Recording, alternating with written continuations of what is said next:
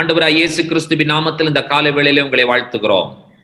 We greet you all in the matchless name of our Lord and Savior Jesus Christ. நிச்சயமாக தேவனுடைய வார்த்தையை சொல்லி ஆராதித்ததிலே நீங்கள் அனைவரும் ஆசீர்வதிக்கப்பட்டிருப்பீர்கள் என்று சொல்லி நான் நம்புகிறேன். I certainly believe that you would have all been blessed by worshiping God by reciting the verses from the scriptures. எங்களுடைய திருச்சபைக்கு வருகிற மக்களுக்கு தெரியும், நாங்கள் ஞாயிற்றுக்கிழமைகளிலே வசனங்களை சொல்லுவோம். ஆராதனை நேரங்களிலே வசனங்களையே சொல்லி ஆராதிப்போம். அவர்கள் தங்கள் இருக்கிற இடங்களிலே எழுந்து நின்று மனப்பாடமாக வசனங்களை சொல்லுவார்கள். வசனத்தை சொல்லுவதையே நாங்கள் ஆராதனையாக வைத்திருக்கிறோம். The people, the believers of our church know the practice in our church is as the believers are seated together, and when they will just stand up and they will recite the memorized verse and we will worship it. உங்களில் அநேகருக்கு இது ஒரு புதிய அனுபவமாக இருந்திருக்கலாம். ஆனாலும் உங்களுடைய வீடுகளிலும் ஆராதிக்கும் பொழுது வசனத்தையே சொல்லி ஆராதிங்கள். ஜெபிக்கும் பொழுது வசனங்களையே ஜெபமாக ஏறெடுங்கள்.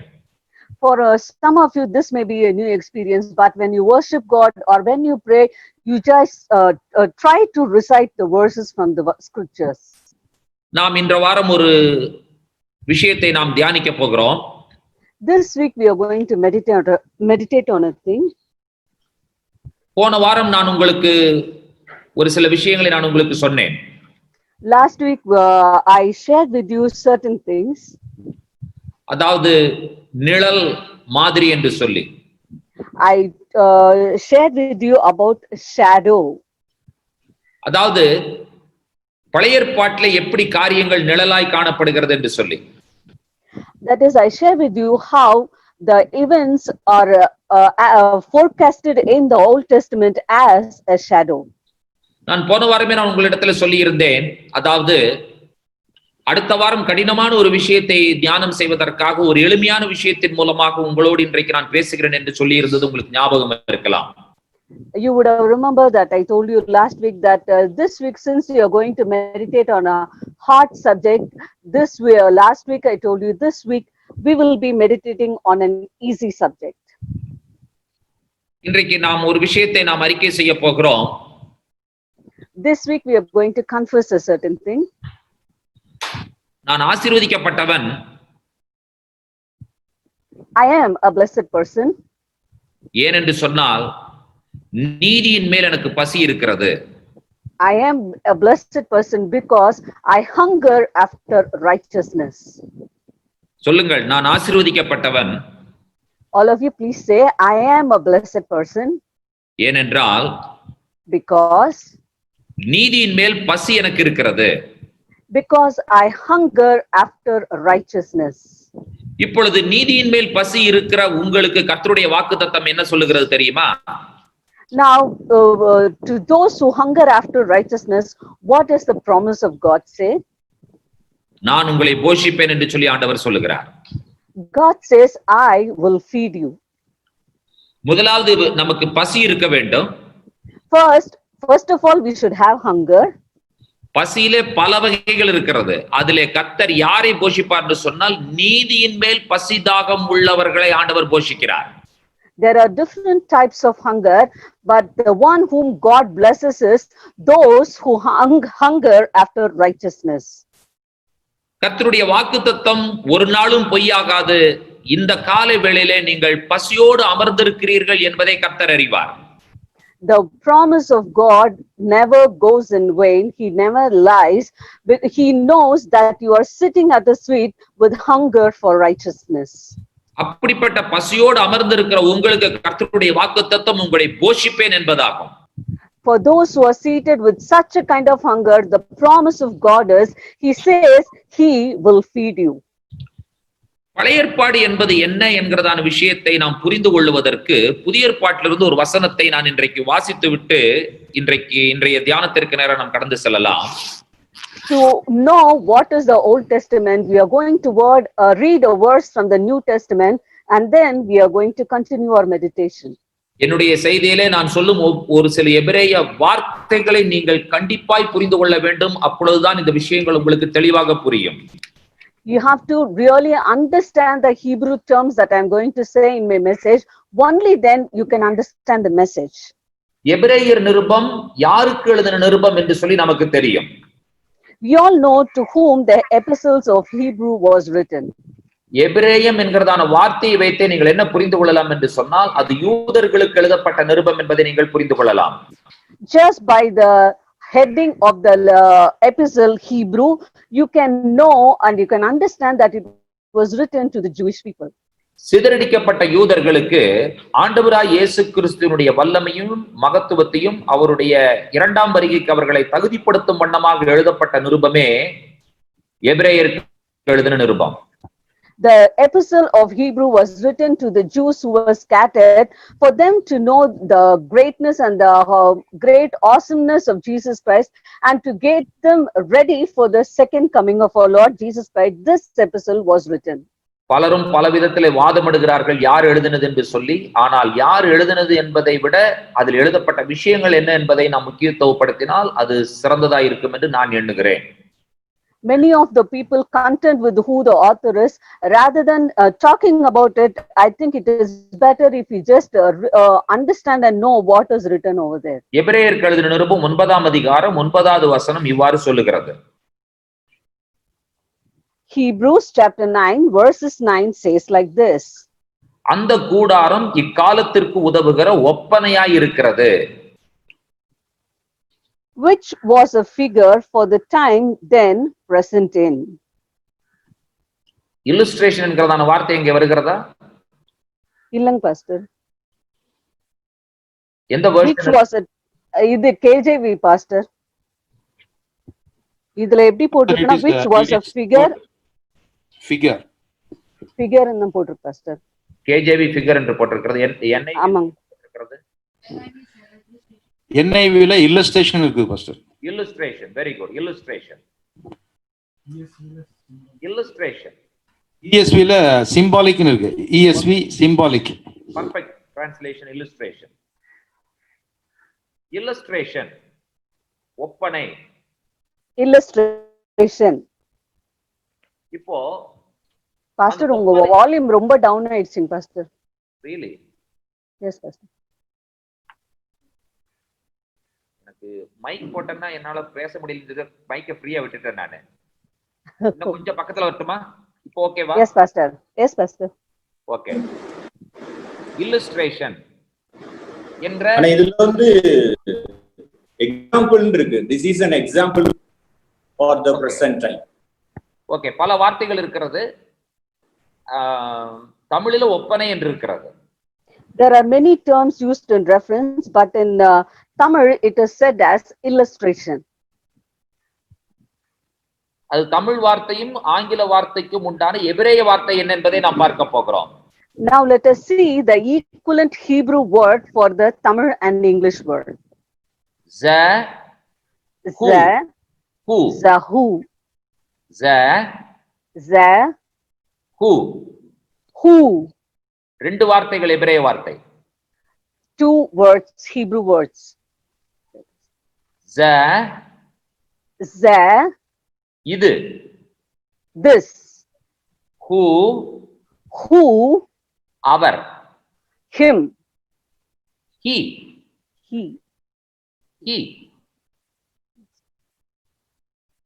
This is he. This is he. இது அவர். This is he. அதுதான் illustration என்கிறதான ஆங்கில வார்த்தையினுடைய சரியான பொருள். That is the correct meaning of the word illustration in English. Za,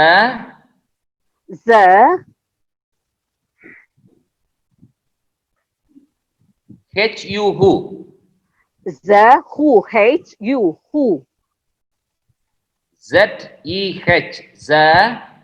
Z-E-H, za. H-U, who. H-U, who. இது அவர். This is him. ஆங்கிலத்தில் he என்று சொன்னால் அவர். In English, when you say he or him, it denotes him. she என்று சொன்னால் அவள்.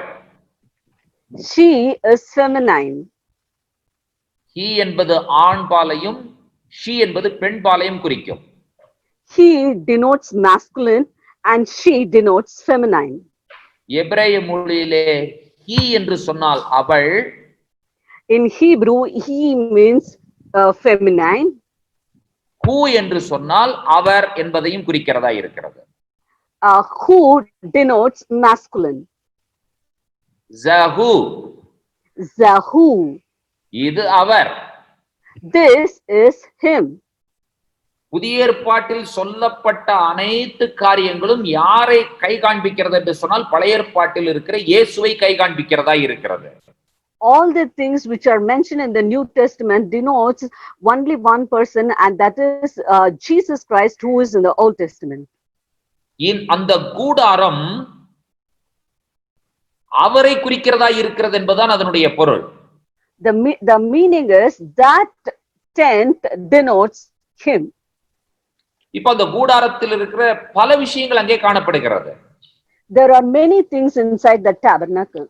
நீங்கள் உள்ளே நுழைந்த உடனே உங்களுக்கு பிரகாரம் தென்படும். As soon as you enter, you can see the outer court.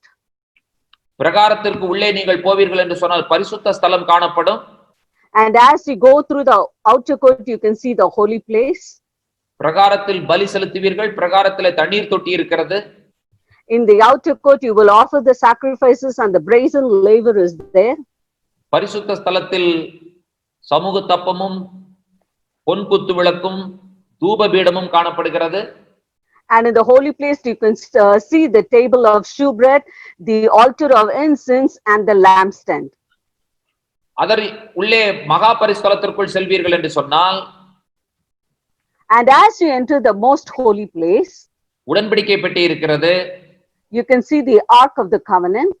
அந்த உடன்படிக்கை பெட்டிக்குள்ளாக ஆரோனுடைய துளிர்த்த கோல், and inside the ark of the covenant, you can see Aaron's budded rod, 10 கற்பனைகள், the tablet of 10 commandments, Manna, the manna. இவைகள் எல்லாம் அதற்குள்ளாக காணப்படுகிறது. All these three things are kept inside the ark of the covenant. அதை ஒரு தங்க மூடியால் மூடி மேலே கேருபீன்கள் இருக்கிறது. Sorry. It will be covered with the golden lid, and on top of it there will be cherubims. இது எல்லாமே அவர்தான். All these things is he.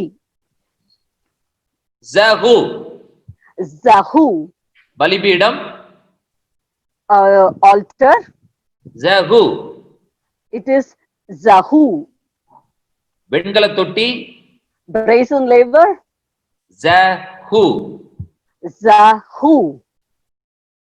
menorah, The menorah. Zahu, Zahu. சமூக தப்பம், The table of shewbread. Zahu, Zahu.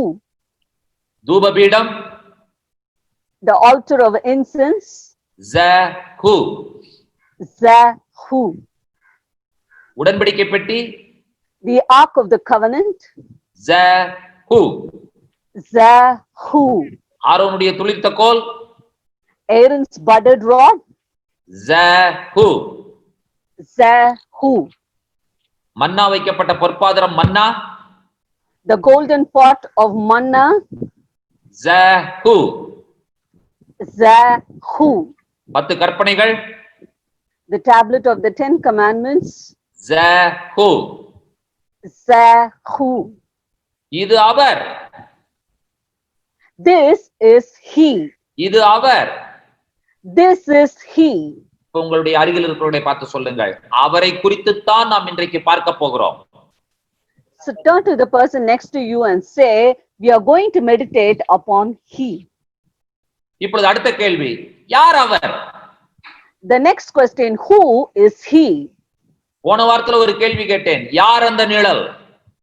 Last week I asked you a question, who is the shadow? நான் இப்படி கேட்கவில்லை, யார் அந்த யார் அவர் என்பதுதான் என்னுடைய கேள்வி.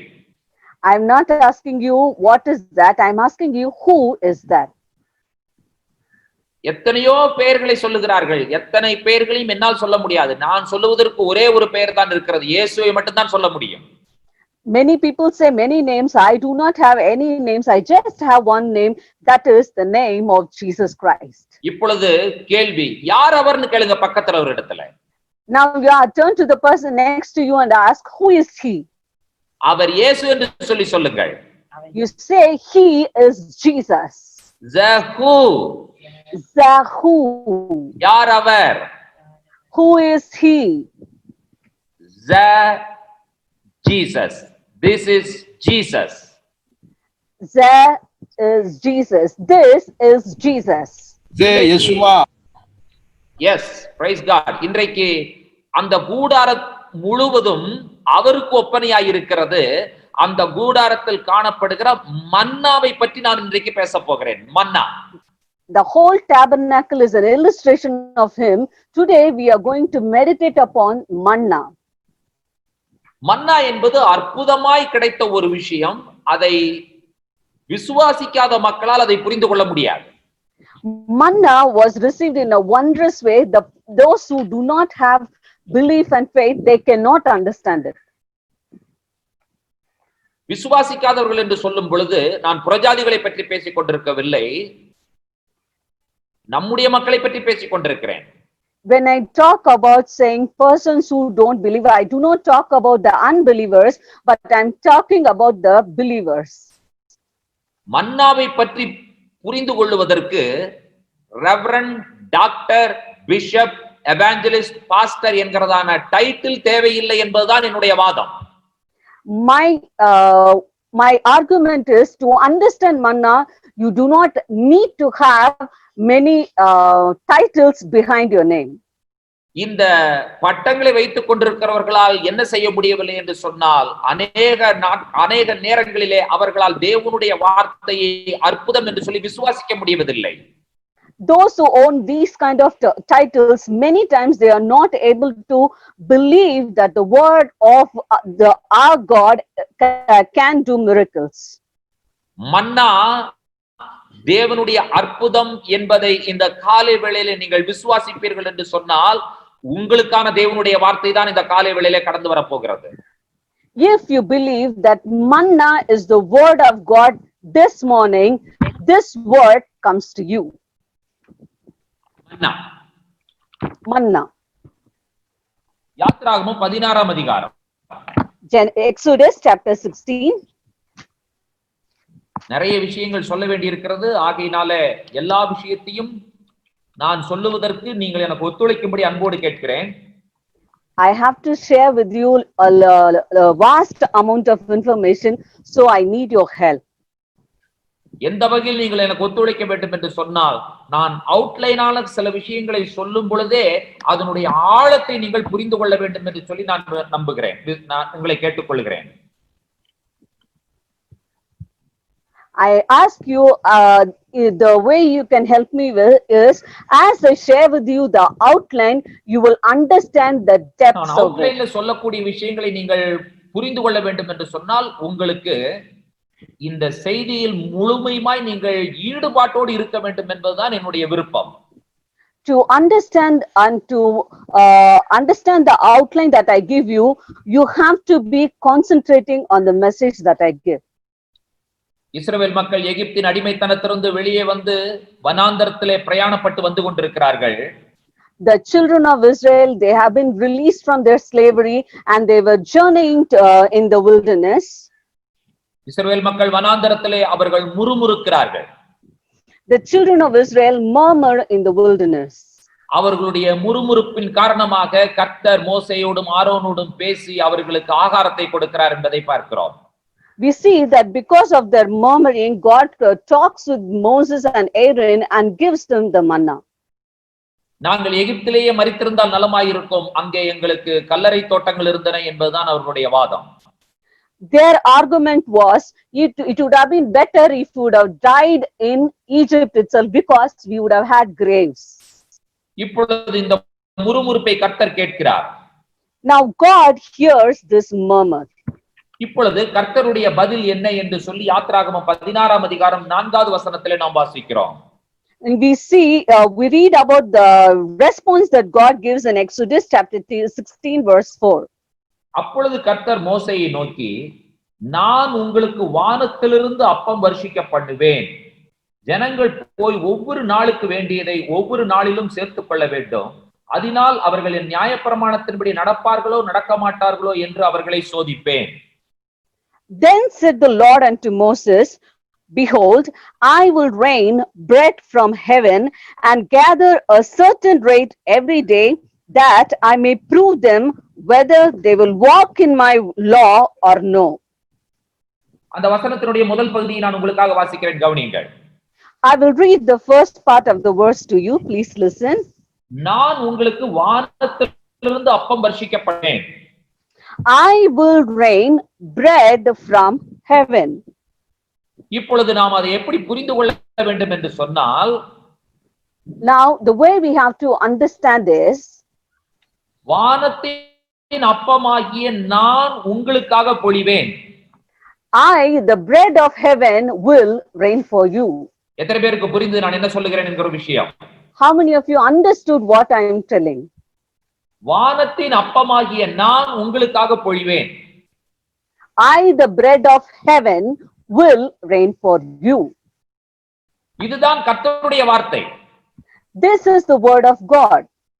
பிரியமான தேவனுடைய பிள்ளைகளே, ஆண்டவரே அவர்களுக்காக அப்பமாக வந்தார் என்பதைத்தான் இந்த காலை வேளையில் உங்களுக்கு சொல்ல விரும்புகிறேன். Dearly beloved children of God, I want to tell you that he himself came as the bread to his people.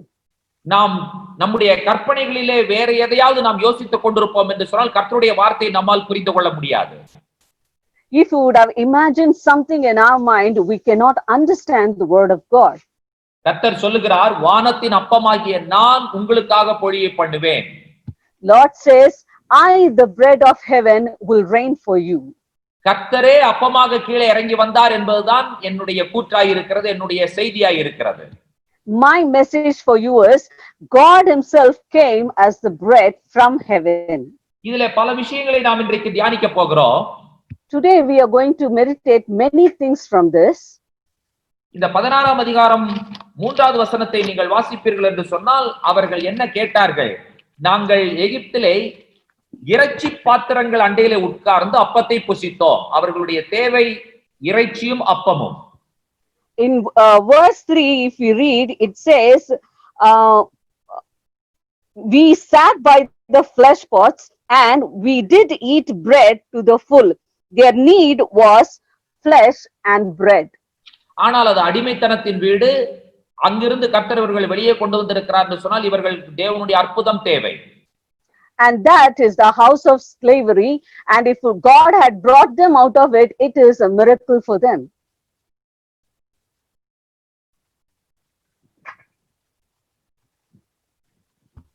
Please, 1 second, I will use my microphone. Yes. Yes, சொல்லுங்க.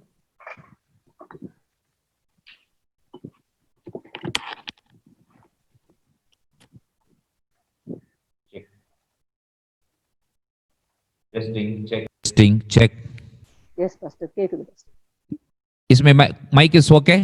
Yes, Pastor. Okay. ஃப்ரீ ஹேண்டா பேசி பழகி இப்ப இதை பிடிச்சிட்டே பேசுறது ரொம்ப கஷ்டமா இருக்கு. Let it be no problem.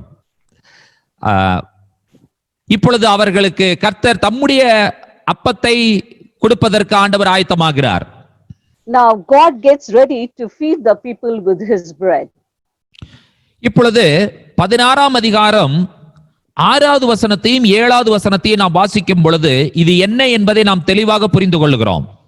Now when we read verses 6 and 7, we have a clear understanding of it. 6வது வசனத்தையும் 7வது வசனத்தையும் நான் வாசிக்கிறேன், கவனிங்கள். I will read verses 6 and 7. Please listen. அப்பொழுது மோசேயும் ஆரோனும் இஸ்ரவேல் புத்திரர் எல்லாரையும் நோக்கி, கர்த்தர் உங்களை எகிப்து தேசத்திலிருந்து புறப்பட பண்ணினார் என்பதை சாயங்காலத்தில் அறிவீர்கள். விடியற் காலத்தில் கர்த்தருடைய மகிமையையும் காண்பீர்கள். உங்கள் முறுமுறுப்புகளை அவர் கேட்டார். நீங்கள் எங்களுக்கு விரோதமாய் முறுமுறுக்கிறதற்கு நாங்கள் ஏமாத்திரம் என்றார்கள். And Moses and Aaron said unto all the children of Israel, at even then ye shall know that the Lord had brought you out from the land of Egypt, and in the morning then ye shall see the glory of the Lord, for that he heareth your murmurings against the Lord. And what are we that ye murmur against us? அன்பு விசுவாச பிள்ளைகளே, தயவு செய்து என்னோடு கூட சிந்திக்கும்படி உங்களை அன்பாய் கேட்டுக்கொள்கிறேன். Dear children of God, I request you to kindly understand with me. நீங்கள் தயவு செய்து, நான் உங்களுக்கு ஒரு நிமிடம் கொடுக்கிறேன். அந்த 2 வசனங்களையும் நீங்கள் உங்களுடைய வீடுகளிலே சத்தமாய் வாசிக்கும்படி அன்போடு கேட்கிறேன். I give you 1 minute time. I request all of you to please read that verse aloud in your homes. நான் அமைதியாக போகிறேன். உங்களுடைய வீடுகளிலே சத்தத்தை உயர்த்தி அந்த 2 வசனங்களை நீங்கள் வாசிக்க போகிறீர்கள். I will be silent. You will raise up your voice and read those 2 verses in your homes.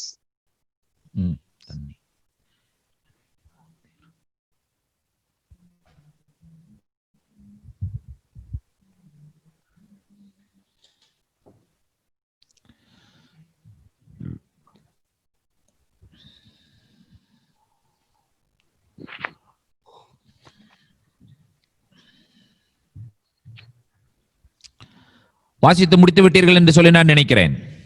I think that you have all finished reading it. இப்பொழுது ஜஹூ, Now, Zahu, இது அவர். this is he. நீங்கள் அநேக முறை வேதாகமத்தை படித்திருக்கலாம். ஆனாலும் சில விஷயங்களை நான் உங்களுக்கு காண்பித்து கொடுக்க வேண்டியது என்னுடைய கடமையாய் இருக்கிறபடியால் இதை உங்களுக்கு காண்பித்து கொடுக்கிறேன். You would have read the word of God many times, but I want to say pinpoint certain things to you because it is my duty. கர்த்தர் சொல்லுகிறார் 6வது வசனத்திலே, எகிப்திலிருந்து உங்களை புறப்பட பண்ணினவர் என்பதை சாயங்காலத்தில் அறிவீர்கள். In verse 6, God says, ye shall know that the Lord hath brought you from the land of Egypt in the evening. சாயங்காலத்தில் அவர்களுக்கு கிடைத்தது மாம்சம், காடை.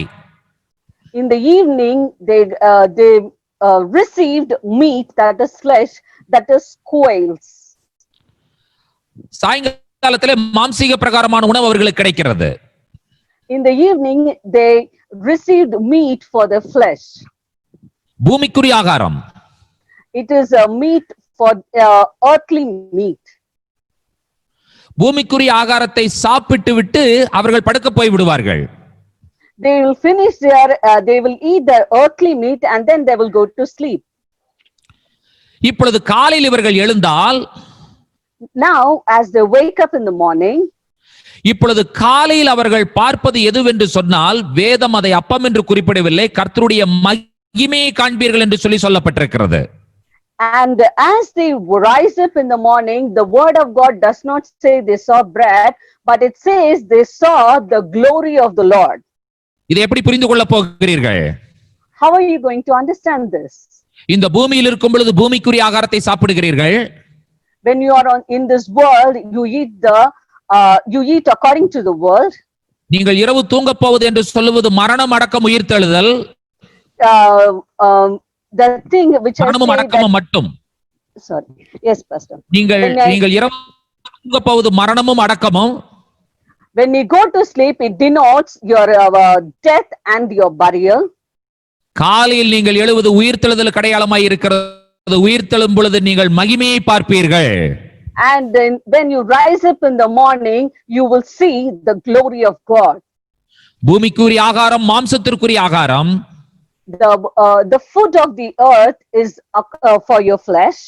அந்த வாக்கியத்தை நீங்கள் அடிக்கோடும்படி அன்போடு கேட்கிறேன். விடியற் காலத்தில் கர்த்தருடைய மகிமையை காண்பீர்கள். I want you to underline the scripture. It says, in the morning you shall see the glory of the Lord. கர்த்தருடைய மகிமை என்று சொல்லும் பொழுது அது எதை குறிக்கிறது என்று சொன்னால், ஜஹூ. When it says the glory, it denotes Zahu. இது அவர். This is he. பிரியமான தேவனுடைய பிள்ளைகளே, இந்த பூமியில் இருக்கும் காலத்திலே இயேசுவை நீங்கள் அறிக்கை செய்தால்தான் நம்முடைய நித்திய வாழ்விலே அவருடைய மகிமையை நாம் காண முடியும். Dearly beloved children of God, only when we confess the name of our Lord Jesus Christ as we live in this earth, then only we can see him in the glory. கர்த்தருடைய வார்த்தையை நாம் கர்த்தருடைய மகிமையாய் பார்க்க வேண்டும். We should see the word of God as the glory of God. எத்தனை பேர் கர்த்தருக்கு நன்றி சொல்லுகிறீர்கள்? மோசே அந்த ஜனங்களுக்கு சொல்லும் பொழுது அப்பத்தை பார்ப்பீர்கள் என்று சொல்லாமல் கர்த்தருடைய மகிமையை பார்ப்பீர்கள் என்று சொன்னதற்காக. How many of you are ready to thank, because Moses did not say you will see bread, but he said you will see the glory of the Lord. கர்த்தருடைய மகிமை, அது கர்த்தருடைய மகிமை. It is the glory of the Lord. மன்னா தேவனுடைய மகிமை என்பதை நாம் புரிந்து கொள்ள வேண்டும். We should understand that manna is the glory of the Lord. மரணம் அடக்கம் உயிர்த்தெழும் பொழுது மகிமை. Death, burial, and when we resurrect, it is the glory of God. பூமியில் இருக்கும் வரை பூமிக்குரிய ஆகாரம் மாம்சத்திற்குரிய ஆகாரம். ஆனால் உயிர்த்தெழுத பொழுதோ தேவனுடைய மகிமையை பார்ப்போம். As long as we are in this world, we eat for the flesh, but when we die and when we resurrect, we see the glory of God. இப்பொழுது இந்த வழிமுறைகளை எல்லாம் இவர்கள் கேட்டுவிட்டார்கள். Now they have heard all these instructions. சாயங்காலத்திலே காடைகள் வந்து விழுந்தது, பாளையத்தை மூடிக்கொண்டது. We see that in the evening time, all the quails came and filled the ground. 13வது வசனத்திலே நாம் அதை வாசிக்கிறோம். 13வது வசனத்திலே நாம் அதை வாசிக்கிறோம்.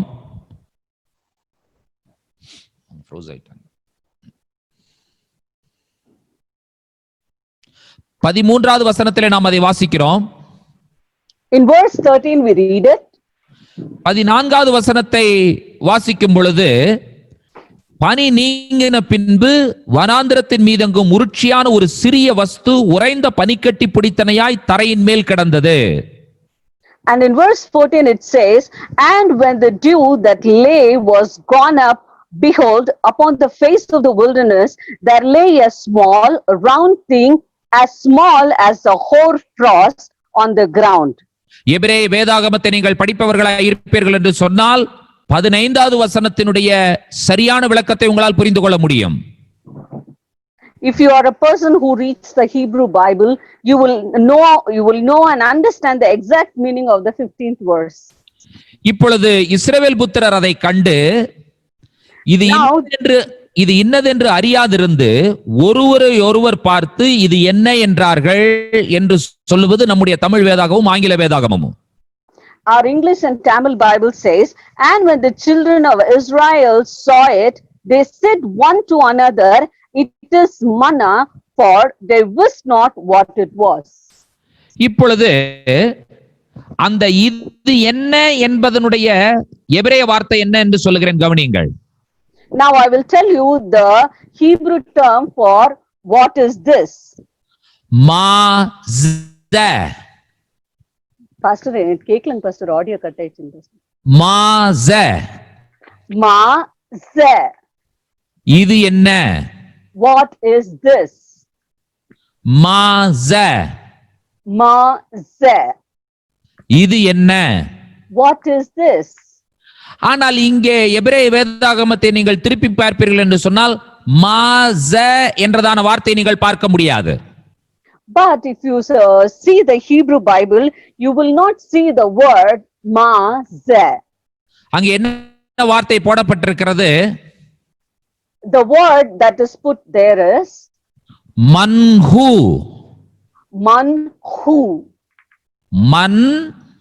manhu. ஹூ. Who? இப்ப அவர்கள் என்ன சொன்னார்கள் என்று சொன்னால் அவரின் ஒரு பகுதி என்று சொல்லி சொன்னார்கள். Now what they said was, this is a part of him. மின்னான், அதுதான் ரூட் வேர்ட். மின்னான். Minam is the root word. Who. Who? அவர். He. இப்பொழுது எபிரேய வேதாகமத்தை நீங்கள் வைத்திருப்பீர்கள் என்று சொன்னால் 15வது வசனத்திலே நீங்கள் பார்க்கும் பொழுது இது என்ன என்று சொல்லும் பொழுது அங்கே மன்ஹு என்று இருக்கும். Now if you have the Hebrew Bible in the 15th verse here, the place where it says they wist not what it was, it would have been written as manhu. எபிரேய மொழியிலே mem nun sofit. In Hebrew, the letters are meme and nun sofit. அடுத்த வார்த்தை ஹே Vav, Aleph. And the next letters for the word is He, Vav. Vav and Aleph. உயிரெழுத்துகளோடு சொல்லுகிறேன் கவனிங்கள். I will say it with your vowels. Meme, Meme, comets, comets, Nun Sofit, Nun Sofit, Man, Man, He, He, Shurak, Shrek, Aleph, Aleph, Hu, Hu, Manhu. Man, Hu. இப்பொழுது பக்கத்துல இருக்கிறவங்கள பார்த்து சொல்லுங்க மன்ஹு. Now turn to the person next to you and say Man, Hu. இப்பொழுது நான் சொல்லுவதிலே உங்களுக்கு சந்தேகம் இருக்கும் என்று சொன்னால் நீங்கள் 31வது வசனத்தை வாசித்து பாருங்கள். If you have doubt concerning what I am talking with you, you please check with verse 31. 31. Yes, check with verse 31. இஸ்ரவேல் வம்சத்தார் அதற்கு மன்னா என்று பெயரிட்டார்கள். The house of Israel called the name thereof manna. அதாவது 15வது வசனத்தையும் 31வது வசனத்தையும் நீங்கள் ஒப்பிட்டு பார்ப்பீர்கள் என்று சொன்னால் 15வது வசனத்தில் இது என்ன என்ற இடத்திலே மன்ஹு என்று இருக்கும். If you compare verses 15 and 31 in the verse 15 where it is said it is என்ன இது pastor நீங்க சொன்னீங்க? அதாவது என்ன சத்தம் 15வது வசனத்திலே நீங்கள் இது என்ன என்கிறதான வார்த்தைக்கு பின்னால் உள்ள எபிரேய வார்த்தை மன்ஹு. In verse 15, in the place where it is said, what is this? The word behind it is manhu. அதே போல 31வது வசனத்திலே மன்னா என்கிறதான வார்த்தைக்கு பின்னால் உள்ள எபிரேய வார்த்தையும் மன்ஹு தான். The same way in verse 31, in the place where we see the word manna, the word behind it also is manhu. யாராவது எபிரேய வேதாகமத்தை பார்த்து கொண்டிருக்கிறீர்களா? Is anybody watching the Hebrew Bible? மன்ஹு, மன்ஹு. Manhu, manhu. Manna. It is manna. மினான்ஹு. Minanhu. அவரின் ஒரு பகுதி.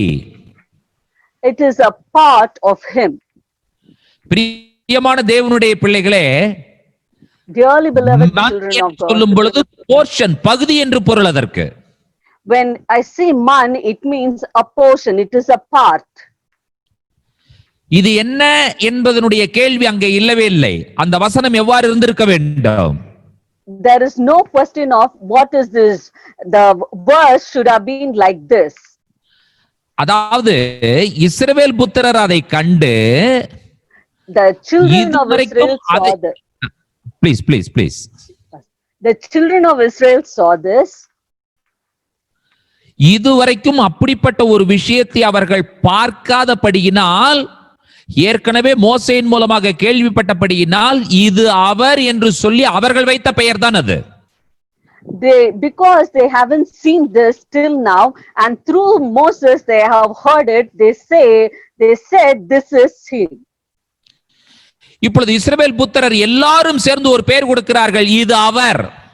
Now all the children of Israel gathered together and they give a name.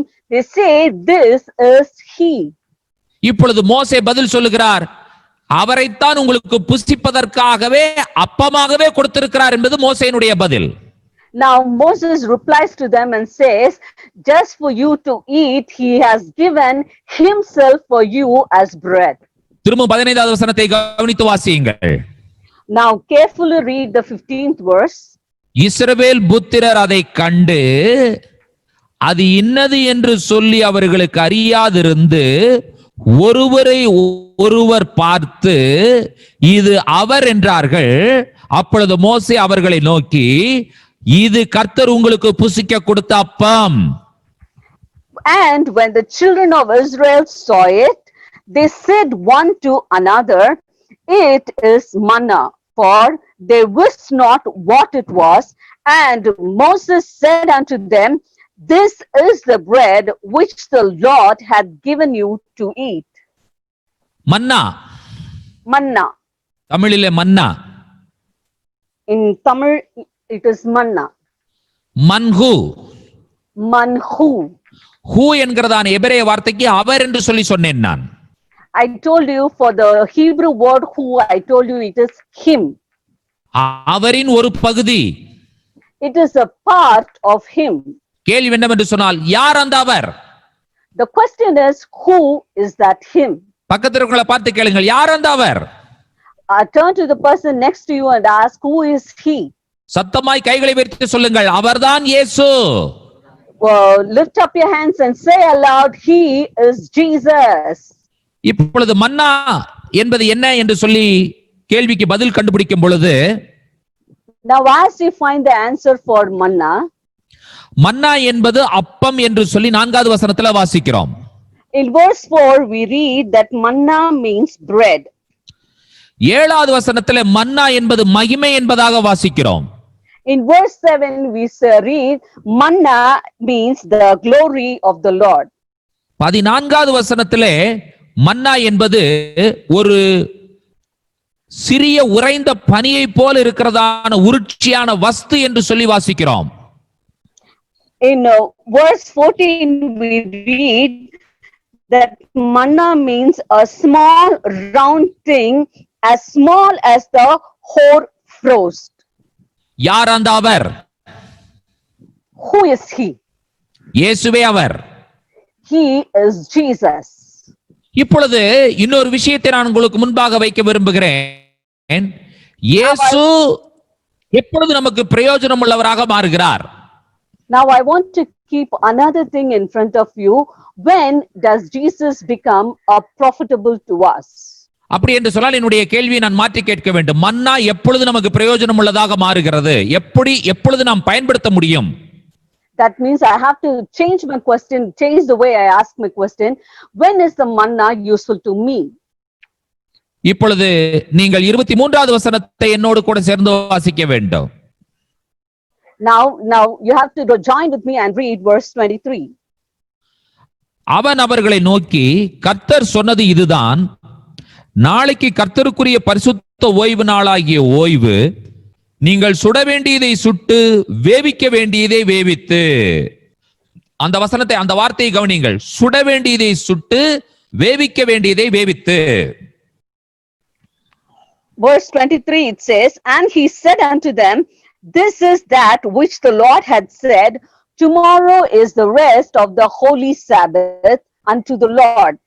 Bake that which ye will bake today, and seethe that ye will seethe. Please listen to this sentence. Bake that which ye will bake today, and seethe that ye will seethe. ரெண்டு process. There are two processes mentioned. சுடுவது, one is seething, இன்னொன்று வேவிப்பது. second one is baking, another is seething. எத்தனை பேருக்கு நான் என்ன சொல்லிக் கொண்டிருக்கிறேன் என்பது புரிகிறது என்று சொல்லி தெரியவில்லை. I do not know how many of you are able to understand what I am telling you. சுட வேண்டும் என்று சொல்லுவது அக்னியின் வழியாய் கடந்து செல்லுவது. Baking means it has to pass through the fire. வேவிக்க வேண்டும் என்று சொல்லுவது தண்ணீரின் வழியாய் கடந்து செல்லுவது. That which has to be cooked, that has to be done through water. Manna has to be baptized by fire, manna has to be baptized by water. Manna தண்ணீரினால் ஞானஸ்நானம் எடுக்க வேண்டும், manna அக்னியினால் ஞானஸ்நானம் எடுக்க வேண்டும். Manna has to be baptized by fire and by water. அக்னி தண்ணீர் ரெண்டு process வழியாய் கடந்து போக வேண்டும். It has to go through the process of fire and water. அப்பொழுதுதான் மன்னாவை நீங்கள் சாப்பிட முடியும். Only then you can eat manna. மன்ஹு. Manhu. இது அவர். This is he. யார் அந்த அவர்? Who is this he? நான் இயேசு கிறிஸ்து. He is that Jesus Christ. இயேசு கிறிஸ்து இந்த பூமியில வந்த பொழுது அவர் தண்ணீர் ஞானஸ்நானத்தின் வழியாகவும் கடந்து சென்றார், அக்னி ஞானஸ்நானத்தின் வழியாகவும் கடந்து சென்றார், உங்களுக்கும் எனக்கும் சாப்பிடும் அப்பமாக மாறுவதற்காக. When Jesus Christ came into this world, he went through water baptism and also went through fire baptism so that we can eat him as the manna. இயேசுநாதர் தண்ணீர் ஞானஸ்நானத்தின் வழியாக யோர்தான் நதியிலே தண்ணீரிலே ஞானஸ்நானம் எடுத்தார் என்பதை நாம் அறிந்து கொள்கிறோம். We all know that Jesus Christ took water baptism in the river Jordan. மறுரூப மலையிலே அவர் மறுரூபமாகும் பொழுது அவர் அக்கினியின் வழியாக ஞானஸ்நானம் எடுத்துக் கொண்டார் என்பதை நாம் அறிகிறோம். And we also understand that in the Mount of Transfiguration, when he was transfigured, he was baptized by the fire. பிரியமான தேவனுடைய பிள்ளைகளே, ஆண்டவராய் இயேசு கிறிஸ்து நமக்கு அப்பமாக மாறுவதற்காக அவர் சுடப்பட்டார், அவர் வேவிக்கப்பட்டார். Dearly beloved children of God, because Jesus Christ has to become the bread for us, he was roasted in the fire and he was baked in the water. Zahu. Zahu. யார் அந்த who? Who is he? அவர்தான் இயேசு. He is Jesus. இயேசு கிறிஸ்துவிற்காக எத்தனை பேர் நன்றியுள்ளவர்களாக காணப்படுகிறீர்கள்? How many of you are thankful for Jesus Christ? சுட வேண்டும், அவிக்க வேண்டும். You have to roast it, you have to boil it. அக்கினி, தண்ணீர். Fire, water. 16ஆம் அதிகாரம் 31வது வசனத்தை வாசிக்கும் பொழுது, If you read verse 31 from chapter 16, இஸ்ரவேல் புத்திரர் வம்சத்தார் அதற்கு மன்னா என்று பெயரிட்டார்கள். அது கொல்லி அளவாயும் வெண்மை நிறமாயும் இருந்தது. அதன் ருசி தேனிட்ட பணிகாரத்திற்கு ஒப்பாயிருந்தது. and the house of Israel called the name thereof manna, and it was like coriander seed, white, and the taste of it was like wafers made with honey. இப்பொழுது மன்னாவினுடைய நிறம் வெண்மை. Now the color of manna is white. இப்ப யார் அந்த மன்னா? Who is this manna? அந்த மன்னா இயேசு கிறிஸ்து. The manna is Jesus Christ. அந்த இயேசு கிறிஸ்துவினுடைய பாவம் இல்லை என்பதையே மன்னா வெண்மை நிறமாய் இருந்தது என்பதை குறிக்கிறது. The white color of the manna denotes that Jesus Christ was sinless. யார் அந்த அவர்? Who is he? அவர்தான் இயேசு. He is Jesus. அவரில் பாவம் இல்லை. There is no sin in him. அவரை ருசிக்கும் பொழுது தேனிட்ட பணியாரத்திற்கு ஒப்பாய் இருந்த ருசி அவரிலே இருந்தது. When you taste him, he tasted like a wafer which was made with honey. கர்த்தர் நல்லவர் என்பதை ருசித்து பாருங்கள், அவர் மேல் நம்பிக்கையாய் இருக்கிற மனுஷன் பாக்கியவான் என்று சொல்லி வேதம் சொல்லுகிறது. The word of God says, taste and see that the Lord is good. எத்தனை பேர் ஆண்டவராய் இயேசு கிறிஸ்துவை ரசித்திருக்கிறீர்கள்? எத்தனை பேர் ஆண்டவராய் இயேசு கிறிஸ்துவை ருசித்திருக்கிறீர்கள்? அவரே மன்னாவாக இருக்கிறார். How many of you have tasted the Lord Jesus Christ? How many of you have sweetened got his essence, and he is the manna? இயேசுவே மன்னாவாய் இருக்கிறார். அவரே தேனிலும் தெளித்தேன், தேன் கூட்டிலிருந்து ஒழுகும் தெளித்தேனிலும் மதுரமானவர். அவர்தான் இயேசு. Jesus is the manna. He is the one who is sweeter than the honey which comes from the honeycomb. ஆம் பிரியமான தேவனுடைய பிள்ளைகளே, ஜஹூ. Yes, dearly beloved children of God, Zahu. இது அவர். This is he. இப்பொழுது இன்னும் இந்த மன்னா எப்பொழுது பிரயோஜனமாய் இருக்கும் என்பதை நாம் இன்னும் தொடர்ந்து கேட்க போகிறோம். Now we are going to listen how more this manna can be useful. எண்ணாகமத்தின் புஸ்தகத்தை நேராய் திருப்புங்கள். Now let us turn towards the book of Numbers. 11ஆம் அதிகாரம் 7வது வசனத்தையும் 8வது வசனத்தையும் நான் வாசிக்கிறேன். I will read verses 7 and 8 from chapter 11. எண்ணாகமம் 11ஆம் அதிகாரம் 7வது வசனமும் 8வது வசனமும். Numbers chapter 11 verses 7 and 8. அந்த மன்னா கொத்துமல்லி விதை மாத்திரமும் அது நிறம் முத்து போலவும் இருந்தது.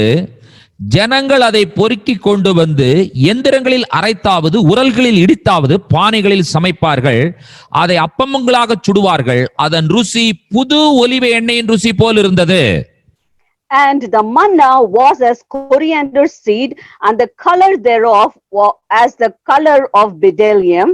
And the people went about and gathered it and ground it in mills or beat it in a mortar and baked it in pans and made cakes of it, and the taste of it was as the taste of fresh oil. இப்பொழுது மன்னா எப்பொழுது பிரயோஜனம் உள்ளவர்களாய் நமக்கு மாறுகிறது? Now, when does the manna become useful for us? மன்ஹூவை என்ன செய்ய வேண்டும்? What you should do with the manhu? எந்திரங்களில் அரைக்க வேண்டும், உரல்களில் இடிக்க வேண்டும். You should grind it in the mills and you should beat it in the mortar. எந்திரங்களில் அரைத்து உரல்களில் இடித்தால் நீங்கள் அதை அக்கினியின் வழியாக சுடலாம். Only when you grind it in mills and beat it in mortar, you can put it through fire and cook it. மன்ஹூ Manhu. யார் அந்த அவர்? Who is he? அவர்தான் இயேசு. He is Jesus Christ. மன்னாவா இயேசு என்ன செய்யப்பட வேண்டும்? What should the manna Jesus be done? எந்திரங்களில் அரைக்கப்பட வேண்டும், உரல்களில் இடிக்கப்பட வேண்டும். He should be ground in the mills and beat in the mortar. யார் அந்த அவர்? Who is he? அவர்தான் இயேசு. He is Jesus.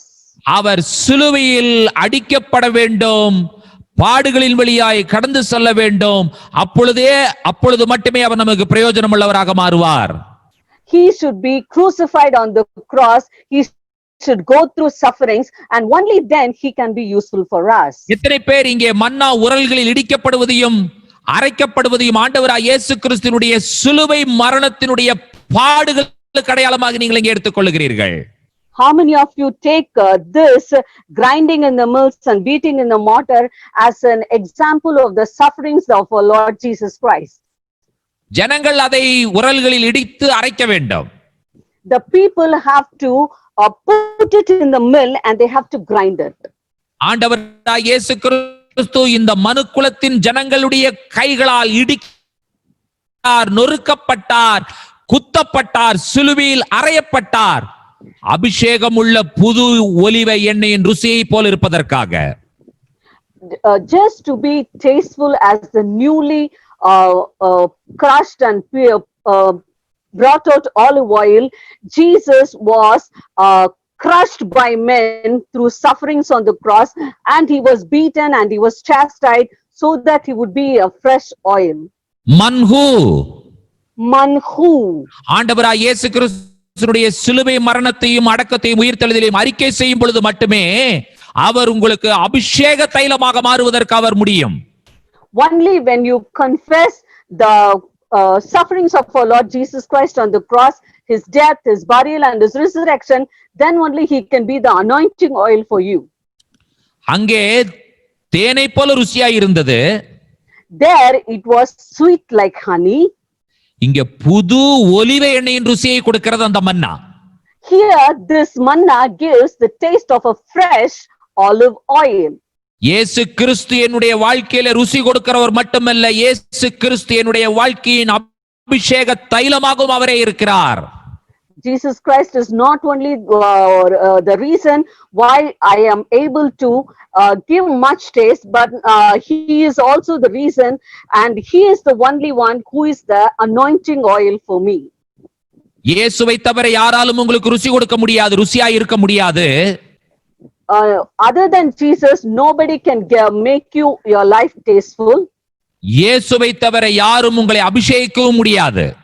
Other than Jesus, nobody can anoint you. மஷியாக் என்கிறதான எபிரேய வார்த்தைக்கு அபிஷேகம் பண்ணப்பட்டவர் என்பது பொருள். The Hebrew term Mashiach means the anointed one. அவர் பிதாவாகிய தேவனால் அபிஷேகம் பண்ணப்பட்ட இந்த பூலோகத்திற்கு அனுப்பப்பட்டதனுடைய நோக்கமே நாம் அவரிடத்திலிருந்து அபிஷேகத்தை பெற்றுக்கொள்ள வேண்டும் என்பதற்காக. The reason he was anointed by the Father God and sent to this world was so that he would anoint us. மன்ஹூ Manhu. எனக்காக உரலில் இடிக்கப்பட்டவர் மன்ஹூ. Manhu was the one who was ground on the mill for me. எனக்காக எந்திரங்களில் அரைக்கப்பட்டவர் மன்ஹூ. He was the one who was beaten in the mortar for me. எனக்காக பாவமில்லாதவராய் இருந்தவர் இந்த மன்ஹூ. This Manhu was the one who was sinless for me. அவர்தான் இயேசு. That is Jesus. இந்த காலை வேளையிலே நீங்கள் இருக்கிற இடங்களிலே உங்களுடைய கைகளை உயர்த்தி என்னையும் என்னுடைய குடும்பத்தையும் அபிஷேகிக்கும் மன்ஹூவாக நீர் இறங்கி வாரும் ஆண்டவர் என்று சொல்லி கேளுங்கள். Now please lift up your hands and say, Lord, to anoint me and my family, please come and as the manhu. ஒரு விஷயத்தை நீங்கள் இந்த காலை வேளையிலே உறுதி செய்து கொள்ள வேண்டும். நிச்சயமாக எப்பொழுது அவர் உங்களை அபிஷேகிப்பதற்கு அவரால் முடியும் என்று சொன்னால், அவர் இடிக்கப்பட்டிருக்கிறார், அவர் நொறுக்கப்பட்டிருக்கிறார் என்பதை நீங்கள் அறிந்து கொள்ளும் பொழுது மட்டும்தான் அவரால் உங்களை அபிஷேகிக்க முடியும் என்பதை உங்களால் அறிக்கை செய்ய முடியும்.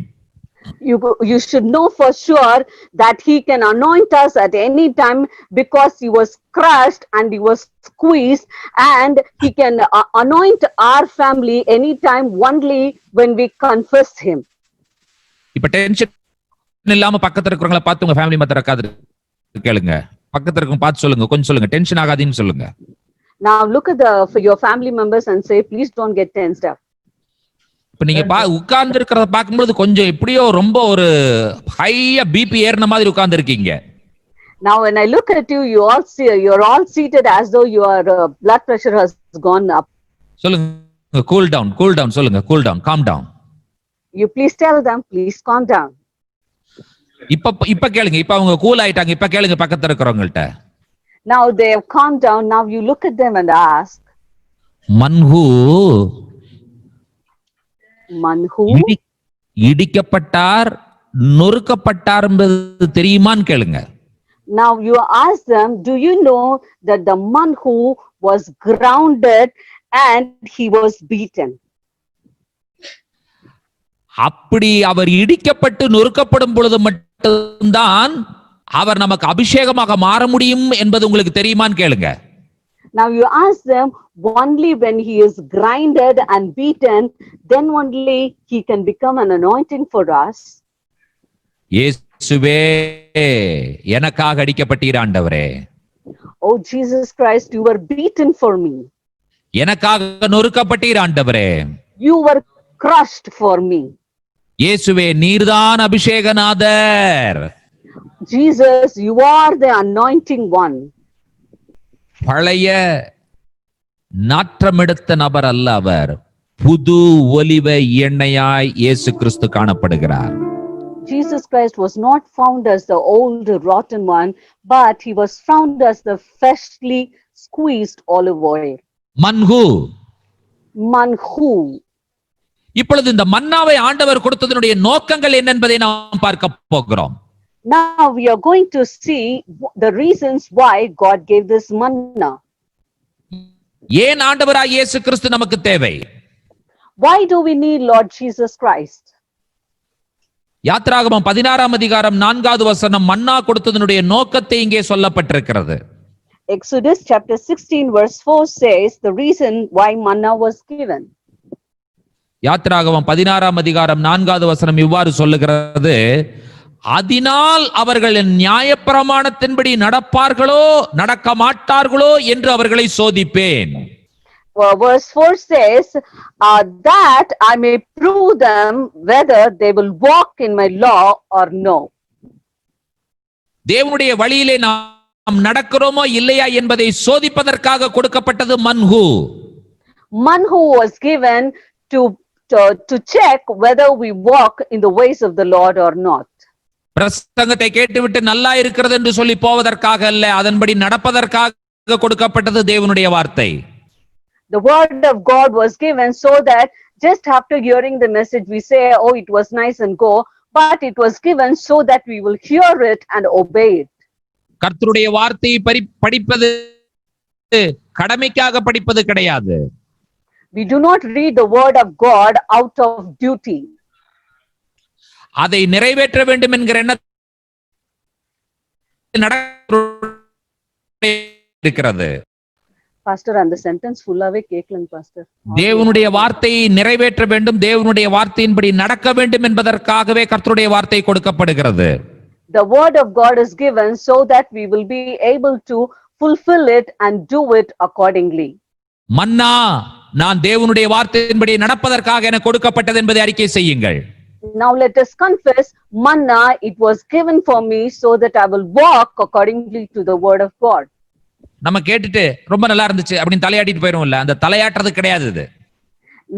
What we usually do is we hear and we say it was very nice and then we shake our head and go out. It is not for shaking of our heads. கைகளையும் கால்களையும் ஆட்டி நடப்பதற்கு, சும்மா வெறும் தலையாட்டுவதற்கல்ல. It is not simply for shaking our heads, but it is for swinging our hands and feet and for walking along with it.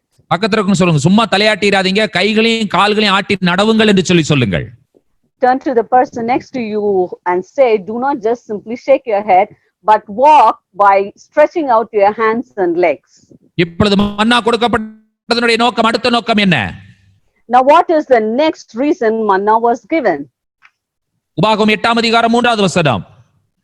Deuteronomy 3ஆம் அதிகாரமா pastor? 8ஆம் அதிகாரம் 3வது வசனம். Deuteronomy chapter 8 verse 3. அவர் உன்னை சிறுமைப்படுத்தி உன்னை பசியினால் வருத்தி, மனுஷன் அப்பத்தினால் மாத்திரமல்ல கர்த்தருடைய வாயிலிருந்து புறப்படுகிற ஒவ்வொரு வார்த்தையினாலும் பிழைப்பான் என்பதை உனக்கு உணர்த்தும்படிக்கு நீயும் உன் பிதாக்களும் அறியாதிருந்த மன்ஹூவினால் உன்னை போஷித்தார். And he humbled thee and suffered thee to hunger and fed thee with manna, which thou knewest not, neither did thy fathers know, that he might take thee know that man doth not live by bread alone, but by every word, manhu, that proceedeth out of the mouth of God, that man live.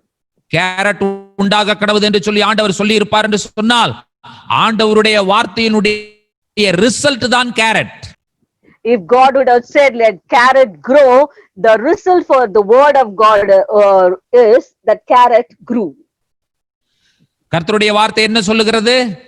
What does the word of God say? ஆண்டவர் carrot உண்டாக கடவுது என்று சொன்னாரே, அந்த carotene மாத்திரமல்ல, அவர் சொன்ன வார்த்தையினாலும் மனிதன் பிழைப்பான் என்பதுதான் இங்கே தேவனுடைய வசனமாய் இருக்கிறது. Here the word of God specified that because God said let the carrot grow, man shall not live alone just by that carrot, but he will live alone by the word of God. தேவனுடைய வார்த்தை என்பது முதன்மையான வார்த்தையும், carrot என்பது இரண்டாவதான தேவனுடைய வார்த்தையுமாய் இருக்கிறது. Primary word of God, secondary word of God. The word of God is primary, but when he said let the carrot grow, it is the secondary word of God. மன்னாவை ஆண்டவர் கொடுத்ததனுடைய நோக்கம் என்னவென்று சொன்னால், நீ நினைக்கிற அந்த ஒரு அப்பத்தினால் மாத்திரமல்ல, தேவனுடைய வாயிலிருந்து புறப்படுகிற ஒவ்வொரு வார்த்தையினாலும் பிழைப்பான் என்று சொல்லப்பட்டிருக்கிறது. The reason why God gave manna was, you will not live by just the ordinary bread, but by every word that proceeds out of the mouth of the Lord. கர்த்தர் எதற்காக நமக்கு கேரட்டையும் பீட்ரூட்டையும் வாழைப்பழங்களையும் தானியங்களையும் கொடுத்தார் என்று சொன்னால், அவைகள் தேவனுடைய வார்த்தை, அதற்கு பின்னால் உள்ள தேவனுடைய வார்த்தையினுடைய வல்லமையை அறிக்கை செய்ய வேண்டும் என்பதற்காகவே கர்த்தர் கொடுத்த தின்பண்டங்கள். The reason why God gave us eatables like carrots and beetroots and banana is so that we can eat it and we can confess the mighty works of God which are behind that. இவைகளை பேச வேண்டும் என்று சொன்னால் அதிக சமயம் பிடிக்கும். நான் சொல்லுகிற விஷயம் உங்களுக்கு புரிந்து இருக்கும் என்று சொல்லி நினைக்கிறேன். தயவு செய்து நீங்கள் பரிசுத்த ஆவியானவருடைய துணையோடு இன்னும் அதிகமாய் புரிந்து கொள்ள முயற்சி செய்யுங்கள். I believe that you would have understood what I am telling. To understand more, please seek the help of the Holy Spirit. மன்ஹூ. Manhu. இப்பொழுது மன்னா கொடுக்கப்பட்டதனுடைய மூன்றாவது நோக்கம் 16வது வசனத்திலே நாம் வாசிக்கிறோம். Now we see in verse 16 the third reason why manna was given. உன் பிதாக்கள் அறியாதிருந்த வனாந்தரத்தின் மன்னா, அறியாத மன்னாவினால் வனாந்தரத்தில் உன்னை போஷித்து வந்தவருமாகிய உன் தேவனாகிய கர்த்தரை நீ மறவாமலும் என்று சொல்லி இங்கே சொல்லப்பட்டிருக்கிறது. ஆனால் தமிழில் நீங்கள் படிப்பீர்கள் என்று சொன்னால் அதனுடைய நோக்கம் 15வது வசனத்தினுடைய முதல் பகுதியிலே சொல்லப்பட்டிருக்கிறது, உன்னுடைய பின்வரும் நாட்களில் உனக்கு நன்மை செய்யும் பொருட்டு. In English it is verse 16, who fed thee in the wilderness with manna, which thy fathers knew not, that he might humble thee and that he might prove thee to do thee good at thy latter end. அதாவது முடிவிலே அது நன்மை உண்டாக வேண்டும் என்பதற்காக. That is, in the end it should cause good. அதுதான் சரியான பொருள். முடிவிலே உங்களுக்கு நன்மை உண்டாக வேண்டும். In the end it should cause you good. மன்னாவினுடைய நோக்கம் என்ன? What is the reason for the manna? உங்கள் கையில வைத்திருக்கிறீர்களே உங்களுடைய வேதத்தினுடைய நோக்கம் என்ன? What is the aim for the word of God which you have in you? வாழ்நாளெல்லாம் இந்த வேதமாகிய மன்னாவை இயேசு கிறிஸ்துவாக நீங்கள் நினைத்து அதை சாப்பிட்டு அதை நீங்கள் பானம் செய்து அதன்படி நீங்கள் நடப்பீர்கள் என்று சொன்னால் முடிவு நன்றாயிருக்கும்.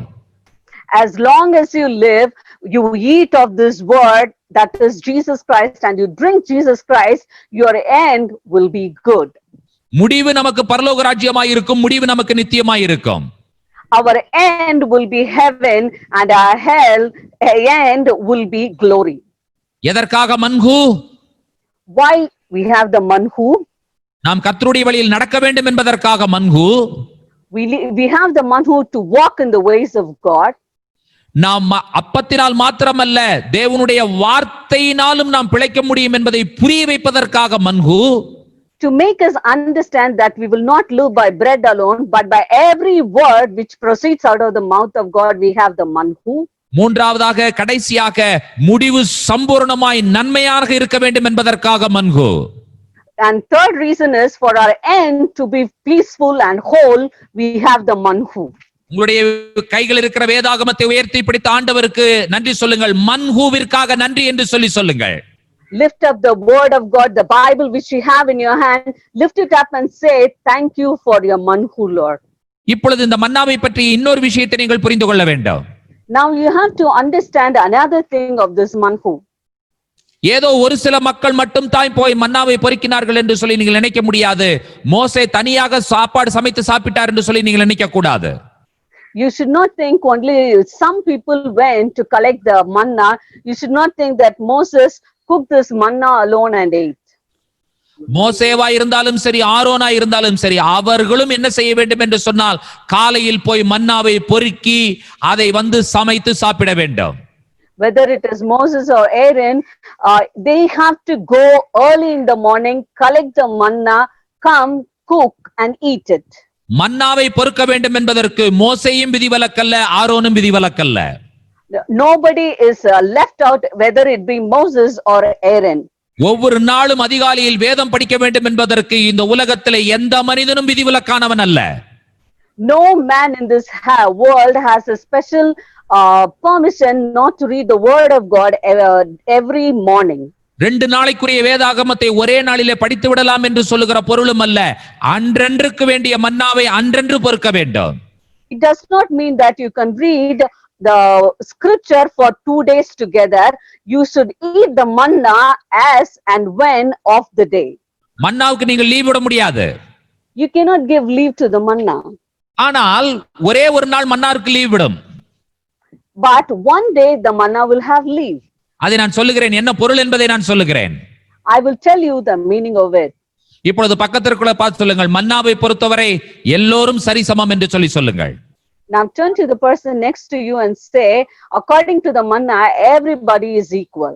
விசுவாசியும் படிக்க வேண்டும், பாஸ்டரும் படிக்க வேண்டும், பிஷப்பும் படிக்க வேண்டும், ரெவரண்டும் படிக்க வேண்டும், டாக்டரும் படிக்க வேண்டும். The believers should read, the bishop should read, the pastor should read, the reverend should read, and the doctor also should read. யாரும் விதிவிலக்கல்ல. Nobody is the exception. எத்தனை பேர் மன்ஹுவிற்கு முன்பாக எல்லோரும் சரிசமமாய் இருக்கிறார்கள் என்பதற்காக ஆண்டவருக்கு நன்றி சொல்லுகிறீர்கள்? How many of you are really thankful to God because in front of the manhu everybody is equal? இப்பொழுது இந்த மன்ஹுவை நீங்கள் பார்த்தீர்கள் என்று சொன்னால் இது எங்கே விழுந்தது என்று சொன்னால் வனாந்தரத்தில் விழுந்தது. Now if you look at this manhu, where it fell in the wilderness. வனாந்தரம் என்கிறதான வார்த்தை மிட்பார் என்கிறதான வார்த்தை. Wilderness means midbar. டெபார் என்று சொன்னால் பேசுவது. Dabar means speaking. டெபோரா அந்த பேர் உங்களுக்கு தெரியும் என்று சொல்லி நான் நினைக்கிறேன். I believe you all know the name Deborah. இப்ப மிட்பார் என்று சொன்னால் என்ன பொருள்?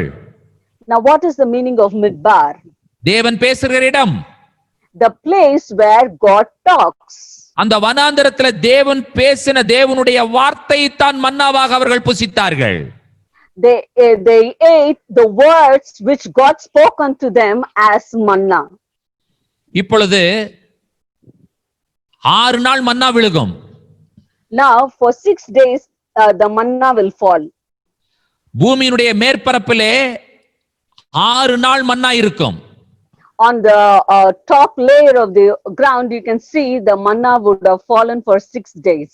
7ஆம் நாள் பூமியின் மேற்பரப்பில் மன்னா இருக்காது.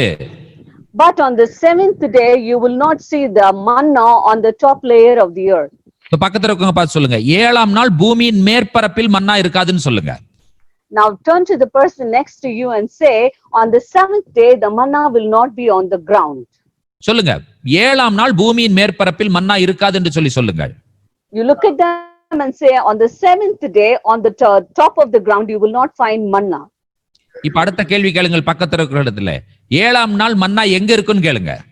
Now ask the person next to you and ask them, where will be the manna on the 7th day? கேளுங்க, 7ஆம் நாள் மன்னா எங்க இருக்கும் தெரியுமான்னு கேளுங்க. Ask them, do you know where the manna will be on the 7th day? 7ஆம் நாள் மன்னா பூமிக்கு அடியில் இருக்கும். On the 7th day, the manna will be under the ground. அதற்கு அடுத்த நாள் என்ன நடக்கும்? What will happen the next day? Manna உயிர்த்தெழும். The manna will get resurrected. ஆண்டவராய் இயேசு கிறிஸ்துவும் அந்த நாளில் அடக்கம் செய்யப்பட்டார், முதல் நாளிலே உயிரோடு எழுந்தார். Jesus Christ was buried on that day, and on the first day of the week, he resurrected. நீங்களும் நானும் ஒரு நாளை பிடித்து தொங்கிக் கொண்டிருக்க வேண்டும் என்பதற்காக அதை ஆண்டவர் கொடுக்கவில்லை. அவருடைய குமாரனுடைய மரணம், அடக்கம், உயிர்த்தெழுதலை நினைவு கூற வேண்டும் என்பதற்காக ஆண்டவரால் கொடுக்கப்பட்ட விஷயம்தான் ஷபாத். God did not want us to cling on to one day and claim it as Shabbat, but he wanted us to know that about his son's death, burial and resurrection, and he wanted us to acknowledge his son's resurrection. ஆண்டவராய் இயேசு கிறிஸ்து மரித்தார். Our Lord Jesus Christ died. ஓய்வு நாள் அன்றைக்கு அடக்கம் செய்யப்பட்டார். He was buried on the Shabbat. முதலாம் நாள் என்ன நடந்தது என்று சொன்னால் மன்னா உயிர் தெழுந்தது. நாம் என்ன செய்கிறோம் என்று சொன்னால் கைகளை தட்டி ஆரவரிக்கிறோம், உயிர் தெழுந்தார், அல்லேலூயா அல்லேலூயா அல்லேலூயா என்று சொல்லி மன்னாவை பார்த்ததும் நாம் சந்தோஷப்படுகிறோம், குதூகலப்படுகிறோம். On the first day of the week that manna got resurrected, we get happy, we clap our hands and we say that the manna has come back. அந்த மன்னா உங்களோடு தான் இருக்கிறது. That manna is with you. நீங்கள் வெளியில் வர வேண்டும் என்கிற அவசியம் இல்லை. You don't, there is no need for you to come out. உட்கார்ந்து கொண்டு அந்த மன்ஹூவை தியானிக்க வேண்டும். All you have to do is you have to sit down and meditate upon the manhu. அந்த மன்ஹூ என்ன என்பதை குழந்தைகளுக்கு சொல்லிக் கொடுக்க வேண்டும். You have to teach the little ones, your children, what is the manhu. WhatsApp, Facebook, internet எல்லாவற்றையும் close பண்ண வேண்டும். You have to close all the internet, WhatsApp and Facebook. ஷபாத் என்பது 7th day business கிடையாது. We are not belong to 7th day, we are not belong to Sunday, we are not belong to Monday, we are belong to all days. Amen. நாம் திங்கட்கிழமைக்குரியவர்களோ, ஞாயிற்றுக்கிழமைக்குரியவர்களோ, சனிக்கிழமைக்குரியவர்களோ அல்ல, நாம் வாரத்தின் எல்லா நாளுக்கும் உரியவர்கள் என்பதை மறந்து விடாதீர்கள். You please don't forget that we don't belong to a specified day. That may be either Monday or Tuesday or Wednesday or Friday or Saturday, but we belong to all the days of the week. ஆண்டவராகிய தேவன் தம்முடைய குமாரனுடைய மரணம், அடக்கம், உயிர்த்தெழுதலை commemorate பண்ணுகிறார். Our Lord Jesus Christ commemorates the burial, the death, and the death, the burial, and the resurrection of his son. 6 நாள் மன்னா கிரவுண்ட்ல டாப்ல இருக்கு. For 6 days, the manna is on the top of the ground. 7ஆம் நாள் மன்னா இல்லை. On the 7th day, there is no manna. அந்த மன்ஹூ அடக்கம் செய்யப்படுகிறது. That manna is buried. அந்த மன்ஹூ முதலாம் நாள் உயிர் தெழுகிறது. And that manna resurrects for the first day, on the first day. உயிர் தெழுந்த மன்ஹூவுக்காக நீங்கள் எத்தனை பேர் நன்றி சொல்ல கடமைப்பட்டிருக்கிறீர்கள்? உங்களுடைய இருக்கிறவங்களிலே ஒரு அல்லேலூயா சொல்லி ஏன் நீங்கள் ஆண்டவரை மகிமைப்படுத்த கூடாது? How many of you feel that you have to praise God for this manna, and why don't you just lift your hands and thank him for this resurrection? மனுஷன் அப்பத்தினால் மாத்திரமல்ல தேவனுடைய வாயிலிருந்து புறப்படுவான் என்கிற வார்த்தைக்காய் நன்றி சொல்லுங்கள். You thank God because the word says that man shall not live by bread alone. இந்த உலகத்தினுடைய எல்லா சிருஷ்டிகளையும் பார்த்தீர்கள் என்று சொன்னால் தேவனுடைய வார்த்தையினால் சிருஷ்டிக்கப்பட்டவர்கள். If you look at all the creations of the world, you can see that they were all created by the word of God. Let there be, let there be, let there be. உண்டாக கடவது, உண்டாக கடவது, உண்டாக கடவது. All was created by saying, "Let there be." இப்பொழுது மனிதனை உண்டாக்கும் பொழுது மனிதனை ஆண்டவர் சொன்னார், let us make a man. மனிதனை உண்டாக்குவோமாக. தேவனுடைய வார்த்தையினால் உண்டாக்கப்பட்டவன். Now when God was about to create man, he said, "Let us make man," and man was created by the word of God. தேவனுடைய வார்த்தையினால் உண்டாக்கப்பட்ட மனிதனுக்கு என்ன தேவை என்று சொன்னால், தேவனுடைய வார்த்தை அவனுக்கு தேவை. The man who was created by the word of God needs the word of God. ஆண்டவர் யாரை எதிர்பார்த்து கொண்டிருக்கிறார்கள் என்று சொன்னால், மன்ஹூவை சாப்பிடுகிறவர்களை ஆண்டவர் நோக்கி கொண்டிருக்கிறார். God expects and looks upon the people who are earning to eat the manhu. எத்தனை பேர் மன்ஹூவை சாப்பிடுவதற்கு ஆயத்தமாக இருக்கிறீர்கள் இந்த காலை வேளையிலே? How many of you are ready to eat the manhu? அக்கினியில் வழியாய் கடந்து சென்ற மன்ஹூ, That manhu which passed through the fire, தண்ணீரின் வழியாய் கடந்து சென்ற மன்ஹூ, the manhu which passed through the water, தேனிட்ட ருசி பணியாரம் போல ருசியாய் இருக்கிற மன்ஹூ, the manhu which was tasting like the wafer which was made with honey, வெண்மையாய் இருக்கிற மன்ஹூ, the manhu which is white, நொறுக்கப்பட்ட மன்ஹூ, the manhu which was crushed, அரைக்கப்பட்ட மன்ஹூ, the manhu which was grounded, இடிக்கப்பட்ட மன்ஹூ, the manhu which was beaten, புது ஒலிவ எண்ணெயின் ருசி போல இருக்கிற அபிஷேகத்திற்கு அடையாளமாய் இருக்கிற மன்ஹூ, the manhu which is a sign or symbol for the anointing, which is the fresh olive oil. யார் அந்த மன்ஹூ? Who is that manhu? யார் அந்த மன்ஹூ? Who is that manhu? இயேசுவே அந்த மன்ஹூ. Jesus is that manhu. இயேசுவே அந்த மன்ஹூ. Jesus is the manhu. பிரியமான தேவனுடைய பிள்ளைகளே, இறுதியாக ஒரே ஒரு வார்த்தையை சொல்லி நிறைவு செய்ய விரும்புகிறேன். என்னுடைய சமயம் கடந்து விட்டது. Dearly beloved children of God, since my time is over, I just want to share with you one word and finish it off. நாம் இப்பொழுது என்ன செய்து கொண்டிருக்கிறோம் என்பதை சொல்லுகிறேன். I want to tell you what we are doing right now. ஆங்கில வார்த்தை manifestation. English, it is manifestation. ஆங்கில வார்த்தைகள் எல்லாம் எந்த வார்த்தையிலிருந்து வந்தது என்று சொல்லி நிறைய பேருக்கு தெரியாது. Many of you do not know from where the English terms came from. Manifestation Manifestation. என்று சொன்னால் வெளிப்பாடு. It means revealing. ஃபெஸ்ட் என்று சொன்னால் கொண்டாட்டம், மகிழ்ச்சி.